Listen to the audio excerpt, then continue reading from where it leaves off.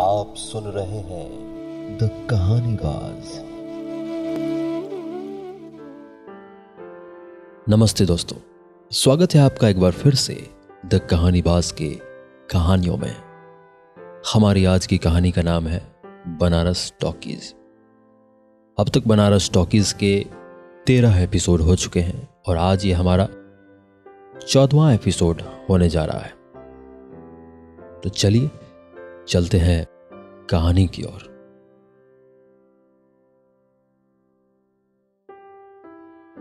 Bomb blast वाली घटना last semester के पहले हुई थी।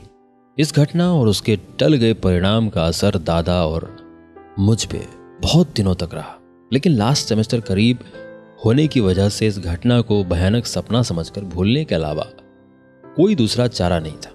हम सब इस घटना से उबरने की कोशिश करते हुए भगवान दास में अपने अंतिम दिनों में थे। दोस्तों से मिलने और उनके कॉन्टैक्ट नंबर लेने का क्रम चालू था।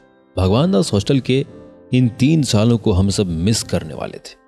कुछ लोग कम मिस करने वाले थे जो किसी लॉ फॉर्म या किसी एडवोकेट ऑन रिकॉर्ड के अंदर करियर शुरू करने वाले थे। कुछ थोड़ा ज्यादा जिन्हें अभी जुडिशियरी या लीगल ऑफिसर की तैयारियां शुरू करनी थी, और कुछ तो बहुत ही ज्यादा जिन्हें 3 साल पढ़ने के बाद भी यह नहीं सूझा था कि आगे क्या करना है।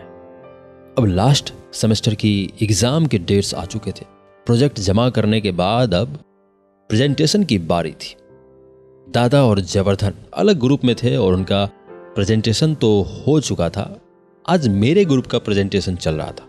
मेरी बारी आने में अभी देर थी। दादा हॉस्टल में ही अपने फादर की केस फाइल्स लाकर देखने लगा था। अक्सर मजाक में वो कहा भी करता था कि उसे अपने पिताजी की वकालत की दुकान ही चलानी है, और वैसे भी उसके पापा मुगलसराय और बनारस के नामी वकील थे। जयवर्धन को भी law form Mehra and Mehra ने कंफर्म कर दिया था। उसे बस एग्जाम देते ही ज्वाइन करना था। भविष्य का रास्ता मुझे ही अंधेरा दिख रहा था। एडवोकेसी, मास्टर्स डिग्री और नौकरी के बीच मेरा निर्णय त्रिशंकु हो रहा था। इन्हीं सवालों के बीच मैं क्लासरूम में बैठा अपने प्रेजेंटेशन का इंतजार कर रहा था कि तभी मेरा फोन वाइब्रेट करने लगा। देखा तो शिखा का मैसेज था। उसमें लिखा था मीट मी नाउ।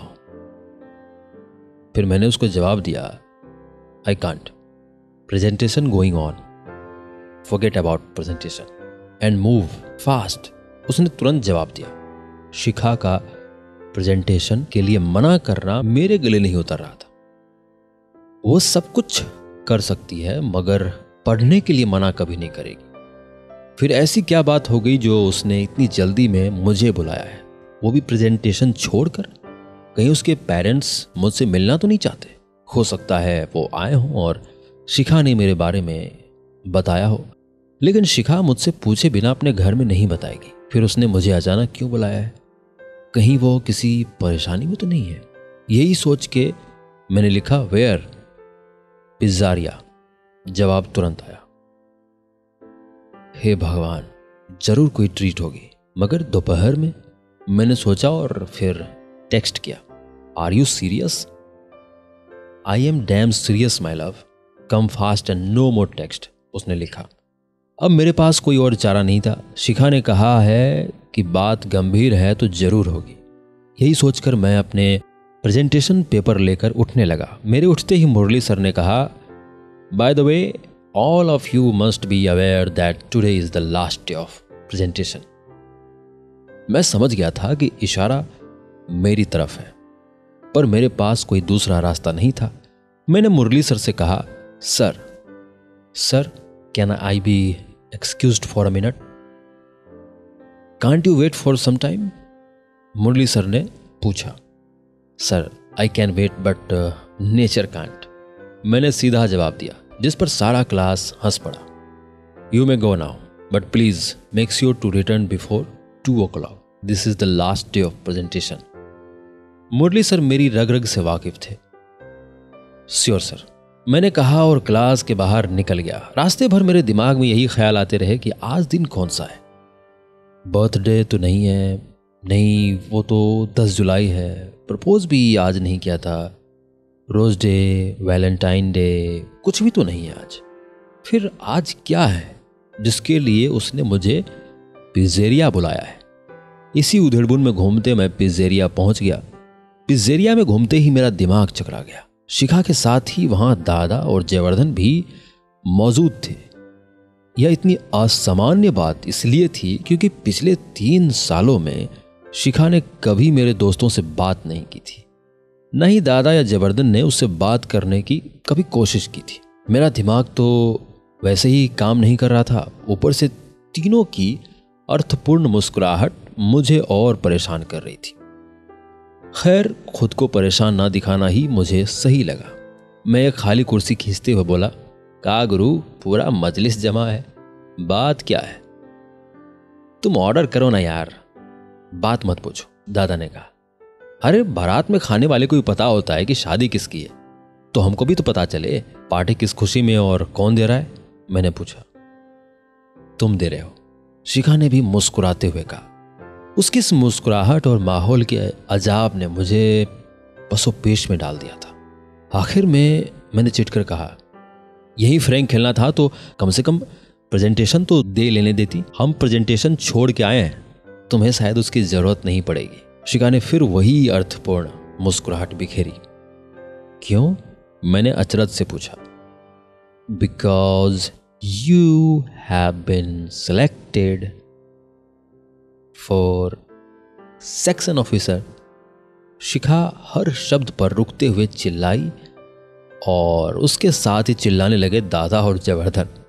मेरी समझ में कुछ नहीं आ रहा था। जिस इंटरव्यू को दिए मुझे 1 साल ऊपर हो गए, उसका रिजल्ट अभी कैसे आया? और आया भी तो क्या सचमुच मेरा सिलेक्शन हुआ है? एक और फ्रैंक ना? मेरा मन मानने को तैयार नहीं था। नहीं दोस्त, जिंदगी से मजाक नहीं करते। आज ही रिजल्ट आया है। शिखा लगभग रोज ही एसएससी की वेबसाइट देखती थी। आज जब ये रिजल्ट आया तब उसने मुझे पहली बार फोन करके कहा कि कंफर्म हो लिया जाए, तब तुम्हें बताया जाए। फादर्स नेम और तेरे एडमिट कार्ड से जब कंफर्म हो गया तब ये प्लान बना। सीट फॉर योरसेल्फ, दादा ने प्रिंट आउट मेरे हाथों में थमाते हुए कहा। रिजल्ट लेकर मैं प्रिंट आउट पर अपने नाम को निहारता रहा। कई दफा अपने नाम पर उंगलियां फिराता रहा। आप जिसकी उम्मीद छोड़ चुके हो और अचानक ही वो आपको मिल जाए तो विश्वास कर पाना भी मुश्किल होता है। आंसू मर्दों की सबसे कीमती धरोहर होती है। वे इसे बेफिजूल खर्च नहीं करते। मेरे आंसू भी शायद इन्हीं दिनों के इंतजार में थे, सो बह निकले। कितने रिजेक्शन, कितने तिरस्कार, कितनी असफलताएं देखी थी इन आंखों ने कि अब खुद पर भरोसा मुश्किल हो रहा था। शिखा मेरे कंधे पर अपने गाल टिकाए, मेरी हथेलियों में अपनी हथेलियां फंसाए खड़ी थी और मेरे दोनों दोस्त पिज्जा की स्लाइस बनाने में मशगूल थे। दादा, तुम बाइक लेके आए हो क्या? मैंने अचानक ही सवाल किया। हाँ, क्यों? दादा ने कहा। चाबी दो, मैंने कहा। लेकिन शिखा तो यहां है, अब कहां जाएगा? दादा ने चाबी मेरी ओर उछालते हुए कहा, शिखा प्लीज डोंट माइंड, अगर मैं एक बात कहूं। मैंने शिखा से कहा। कहो। शिखा ने आश्चर्य से कहा, मैं अपना प्रेजेंटेशन देकर आता हूं, तब तक तुम लोग पिज्जा एंजॉय करो। मैंने कहा, जाओ। शिखा ने हंसते हुए कहा, लो, ठीक बात है, बुढ़ापे में सबको रामचरितमानस की याद आती है, इनको भी आया है 6th सेमेस्टर में। जयवर्धन की इस बात पर सभी खिलखिला उठे। मैं हंसते हुए फैकल्टी की तरफ निकल गया। जाते जाते मैं बस यही सुन पाया जो जयवर्धन शिखा से पूछ रहा था, और फिर तुम लोग शादी कब कर रहे हो?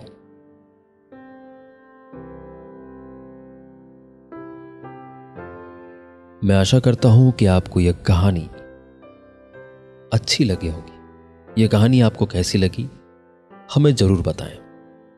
और बनारस टॉकीज का एपिसोड्स यहीं खत्म होता है। इसी तरह बने रहिए हमारे साथ और सुनते रहिए द कहानीबाज।